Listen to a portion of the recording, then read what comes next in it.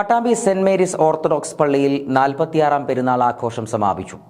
അഭിവന്ദ്യ മാത്യൂസ് മാർ തെവാദോസിയാസ് മെത്രോപൊലീത്ത തിരുമേനി മുഖ്യ കാർമ്മികത്വം നിർവഹിച്ചു. 2 ദിവസങ്ങളിലായാണ് പട്ടാമ്പി സെന്റ് മേരീസ് ഓർത്തഡോക്സ് പള്ളിയുടെ പ്രതിഷ്ഠാ പെരുന്നാളും ആദ്യഫല ശേഖരണവും നടത്തിയത്. പരിപാടികൾക്ക് ഞായറാഴ്ച സമാപനമായി.